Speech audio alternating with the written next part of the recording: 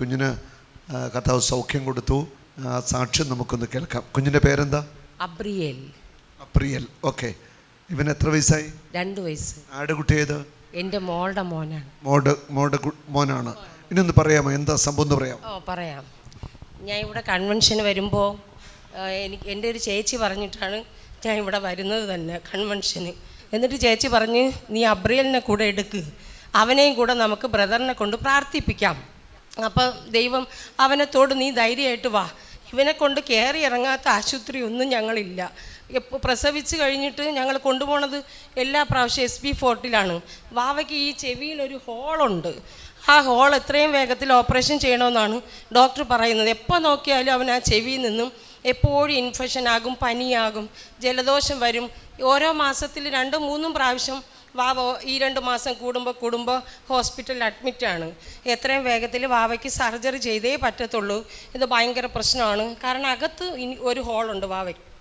അപ്പം നമ്മൾ എന്ത് സംസാരിച്ചാലും അവനത് 2ആയിട്ട് കേൾക്കും. അപ്പം അത് കാരണം ഇവന് സർജറി തന്നെ വേണം. ഓക്കെ. അത് ഈ കുഞ്ഞിൻ്റെ അവസ്ഥ ഇതാണ്. വലത്തെ ചെവിയല്ലേ? വലത്തെ ചെവി ഡയഫ്രത്തിന് ദ്വാരം വീണ് പോയിട്ട് കുഞ്ഞിൻ്റെ ഡോക്ടർമാർ ഓപ്പറേഷൻ പറഞ്ഞിരിക്കുകയാണ്. കൺവെൻഷൻ്റെ ആദ്യ ദിവസം ഈ കുഞ്ഞിനെ എൻ്റെ അടുക്കൽ കൊണ്ടുവന്നു.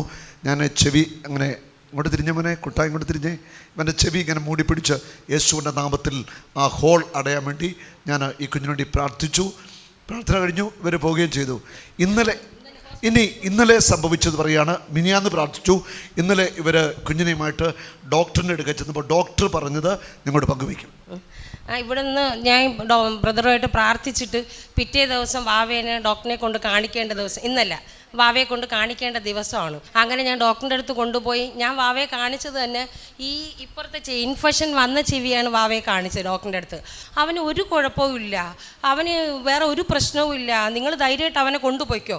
അപ്പോൾ എനിക്കൊരു ഡൗട്ട്, പെട്ടെന്ന് ഓപ്പറേഷൻ വേണമെന്നല്ലേ പറഞ്ഞത്, പിന്നെ പെട്ടെന്ന് ഡോക്ടർ എന്തിങ്ങനെ പറയുന്നത്? ഞാൻ പറഞ്ഞു വാവയുടെ ചെവിയിൽ ഹോളുണ്ടല്ലേ ഡോക്ടറെ, അത് ഓപ്പറേഷൻ വേണമെന്നല്ലേ പറഞ്ഞു. അപ്പോഴാണ് ആ ഡോക്ടർ പറയുന്നത് നിങ്ങൾ ധൈര്യമായിട്ട് കൊണ്ടുപോയിക്കോ, കുഞ്ഞിന് യാതൊരു കുഴപ്പമില്ല. അത്രയും അനുഗ്രഹം മാതാവ് ചൊരിഞ്ഞു. അതായത് കുഞ്ഞിനെ ഇന്നലെ പരിശോധിച്ചപ്പോൾ ഡോക്ടർ പറയുന്നത് കുഞ്ഞിൻ്റെ ചെവിക്ക് ഓപ്പറേഷൻ വേണ്ട, കുഞ്ഞിൻ്റെ ചെവിക്ക് ഒരു കുഴപ്പമില്ലെന്നാണ് ഡോക്ടർ പറയുന്നത്. ഹല്ലേലൂയ. നോക്കൂ, നമ്മുടെ കർത്താവിൻ്റെ ആ ഒരു അത്ഭുത പ്രവൃത്തി.